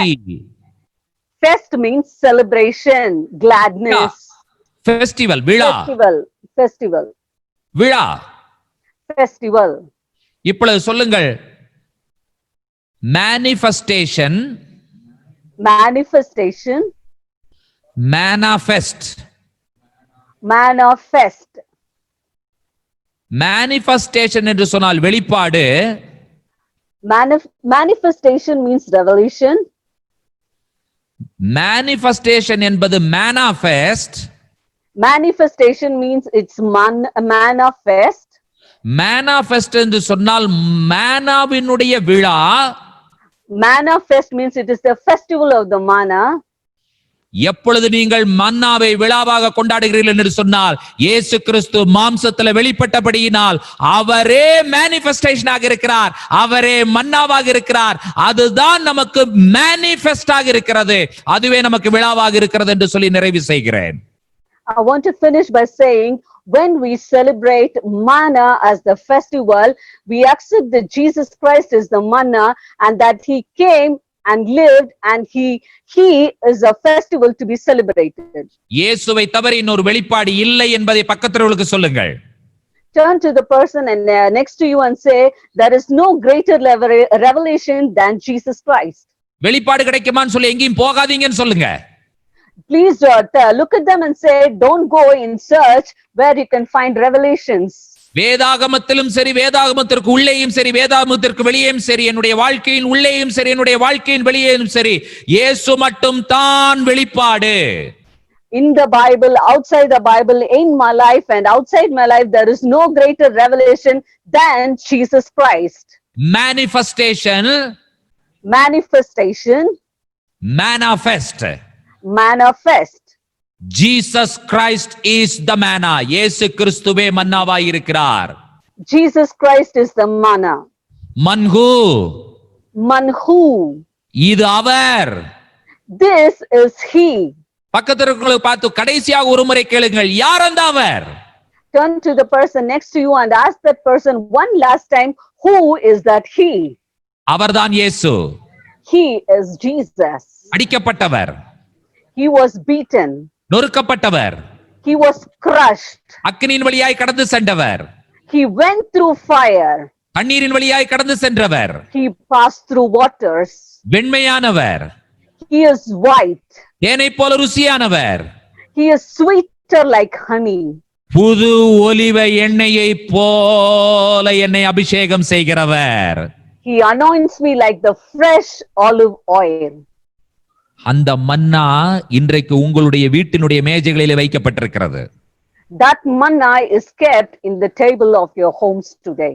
எத்தனை பேர் ஆயத்தமாய் இருக்கிறீர்கள்? அந்த மன்னாவை சாப்பிடுவதற்கு ஆயத்தமாய் இருக்கிறீர்கள்? How many of you are ready to eat that manna? என்னுடைய நேரத்தை நான் மிக அதிகமாக நான் எடுத்துக்கொண்டேன், தயவு செய்து என்னை மன்னித்துக் கொள்ளுங்கள். Please forgive me because I took too much of my time. இப்பொழுது ஒரு 10 நிமிடம் நேரத்தை மட்டும் பாஸ்டர் பிலிப் சித்தார்த் அவர்களுக்கு கொடுக்கிறேன். 12:25 ஆகிவிட்டது. 12:35 இந்த கர்த்தருடைய பந்தி அவர் நிறைவு செய்வார். ஆகினால கர்த்தருடைய பந்திக்கு ஆயத்தமாகலாம். கர்த்தருடைய பந்திக்கு ஆயத்தமாவதற்கு முன்பாக இந்த செய்தியினுடைய முடிவிற்காக நாம் ஜெபிக்க போகிறோம். I'll give the next 10 minutes to Pastor Philip Siddharth. He will conduct the communion.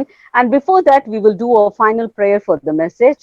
எத்தனை பேர் கர்த்தருடைய மன்னா என்கிறதான விஷயத்தை தோராவிலிருந்து புரிந்து கொண்டதற்காக நீங்கள் ஆண்டவருக்கு நன்றி சொல்லுகிறீர்கள்? How many of you are thankful to God because you understood manna from the Torah? சுருக்கமாக யாராவது ஒருவர் கர்த்தருடைய வார்த்தை ஒவ்வொருவருக்கும் ஆசீர்வாதம் உள்ளதாக மாறட்டும் என்று சொல்லி யாராவது ஒருவர் சத்தத்தை உயர்த்தி சுருக்கமாக ஜெபிக்கும்படி கேட்கிறேன். I request one of you to pray a very short prayer. ಸ್ತೋತ್ರಮಪ್ಪ ಕರ್ತನೆ ಸ್ವಾಮಿ, ಈ ಒಂದು ಒಳ್ಳೆಯ ಸಮಯಕ್ಕಾಗಿ ನಿಂಗೆ ಸ್ತೋತ್ರ ಮಾಡುತ್ತೇವೆ ರಾಜ. ತಂದೆಯೇ, ಈ ದಿನ ಬೆಳಗಿನ ಜಾವದಿಂದ ಕರ್ತನೆ ಸ್ವಾಮಿ, ನಿನ್ನ ಕರ್ತನೆ ಸೇವಕನ ಮೂಲಕ ವಿಶೇಷವಾದ ರೀತಿಯಲ್ಲಿ ಕರ್ತನೆ ಅಪ್ಪ ತಂದೆ, ನೀನು ಕ್ರಿಸ್ತನು ಸ್ವಾಮಿ, ಅದರ ಮೂಲಕ ಕರ್ತನೆ ಮನ್ನವನ್ನು ಪ್ರಕಟಣೆ ಮಾಡಿದಕ್ಕಾಗಿ ಹಳೆ ಒಡಂಬಡಿಕೆಯಲ್ಲಿ ನಾವು ನೋಡುವಾಗ ರಾಜ, ಅದ್ಭುತವಾಗಿ ಸ್ವಾಮಿ ಕರ್ತನೆ ರಾಜ, ನೀನು ಕೊಟ್ಟಂತೆ ಮಹಾ ಒಂದು ಉನ್ನತವಾದಂತಹ ಒಂದು ಮಹಿಮೆಯಾದಂತಹ ವಾಕ್ಯಕ್ಕಾಗಿ ನಾವು ಸ್ತೋತ್ರ ಮಾಡುತ್ತೇವೆ ಕರ್ತನೆ ಸ್ವಾಮಿ. ನೀನು ಆದಿಯಿಂದಲೂ ಕರ್ತನೆ ಸ್ವಾಮಿ, ನಿನ್ನ ಮಕ್ಕಳೊಟ್ಟಿಗೆ ನೀನು ಸದಾ ಕಾಲವು ಇದ್ದು ಕರ್ತನೆ ಸ್ವಾಮಿ, ನೀನು ಕರ್ತನೆ ಅವರೊಂದಿಗೆ ಕರ್ತನೆ ನೀನು ಅವರನ್ನು ನಡೆಸಿದಕ್ಕಾಗಿ ಕ್ಷಣ ಕ್ಷಣವು ಸ್ವಾಮಿ ಅದ್ಭುತವಾಗಿ ನೀನು ನಡೆಸಿ ಕರ್ತನೆ ಸ್ವಾಮಿ ಕರ್ತನೆ ರಾಜ ಅಪ್ಪ ತಂದೆ. ಮತ್ತು ನಾವು ನಮಗೋಸ್ಕರ ಕರ್ತನೆ ಪರಲೋಕ ರಾಜ್ಯದಿಂದ ಕರ್ತನೆ ಸ್ವಾಮಿ ನೀನು ಮನುಷ್ಯನಾಗಿ ಬಂದು ಕರ್ತನೆ ನಮಗೋಸ್ಕರ ಅನುಭವಿಸಿದ ಮನ್ನದ ರೀತಿಯಲ್ಲಿ ಕರ್ತನೆ ಜಜ್ಜಲ್ಪಟ್ಟು ಕರ್ತನೆ ಸ್ವಾಮಿ ಅಪ್ಪ ಕರ್ತನೆ ಒಂದು ಬೇಯಿಸಲ್ಪಟ್ಟು ಕರ್ತನೆ ರಾಜ ನಮಗೋಸ್ಕರ ಕರ್ತನೆ ರಾಜ ನೀನು ಎಬ್ಬಿಸಲ್ಪಟ್ಟವನಾಗಿದ್ದಕ್ಕಾಗಿ ಸ್ತೋತ್ರ ಮಾಡುತ್ತೇವೆ ಸ್ವಾಮಿ. ಥ್ಯಾಂಕ್ ಯು ಕರ್ತನೆ ಸ್ವಾಮಿ. ಅಪ್ಪ ಕರ್ತನೆ ಸಹೋದರ ಸಾಂಭಕ್ತರನ್ನ ಕಡೆ ಸಮರ್ಪಿಸ್ತೇವೆ. ಮಗರ ಮೂಲಕರ ಮಟ್ಟಿ ನೀನು ಮಾತನಾಡಿದಕ್ಕಾಗಿ ಥ್ಯಾಂಕ್ಸ್ ಹೇಳ್ತೇವೆ ಸ್ವಾಮಿ. ಥ್ಯಾಂಕ್ ಯು ಅಪ್ಪ. ನಮ್ಮ ಪ್ರಾರ್ಥನೆ ಕೇಳಿದಕ್ಕಾಗಿ ಸ್ತೋತ್ರಮಪ್ಪ. ಸೇರಿ ಬಂದ ಎಲ್ಲ ಮಕ್ಕಳಿಗಾಗಿ ನಾವು ಸ್ತೋತ್ರ ಮಾಡ್ತೇವೆ. ಪ್ರತಿಯೊಬ್ಬರು ನಿನ್ನ ವಾಕ್ಯವನ್ನು ಕೇಳಿ ಆತ್ಮದಲ್ಲಿ ಬಲ ಹೊಂದುವಂತೆ ರಾಜ್ಯ ನೀನು ನಡೆಸಿದಕ್ಕಾಗಿ ನಾವು ಸ್ತೋತ್ರ ಮಾಡುತ್ತೇವೆ. ಥ್ಯಾಂಕ್ ಯು ಸ್ವಾಮಿ. ಎಲ್ಲ ಸ್ತುತಿ ಘನಮಾನ ಮಹಿಮೆಗಳನ್ನು ನಿನಗೊಬ್ಬನಿಗೆ ಸಲ್ಲಿಸುತ್ತಾ ನಜರೇತಿನ ಯೇಸು ಕ್ರಿಸ್ತನ ನಾಮದಲ್ಲಿ ಬೇಡಿ ಹೊಂದಿಯನ್ನು ತಂದಿ. ஆமென். ஆமென். ஆமென். ஆரோனுடைய ஆசீர்வாதத்திற்காக கைகளை உயர்த்தி நிற்கலாம். யவரேகா அடோனாய் வெயிஸ்மரேகா யாயீர் அடோனாய் பனோவெலேகா விகினக்கா ஈசா அடோனாய் பனோவெலேகா வியாசமலக்கா ஷலோம். என் ஆத்துமாவே கர்த்தரை ஸ்தோத்திரி, என் முழு உள்ளமையுடைய பரிசுத்த நாமத்தை ஸ்தோத்திரி. என் ஆத்துமாவே கர்த்தரை ஸ்தோத்திரி, கர்த்தர் செய்த சகல உபகாரங்களை மறவாதே. ஆமேன். ஆமேன். ஆமேன். ஷலோம். Shalom, shalom, Pastor.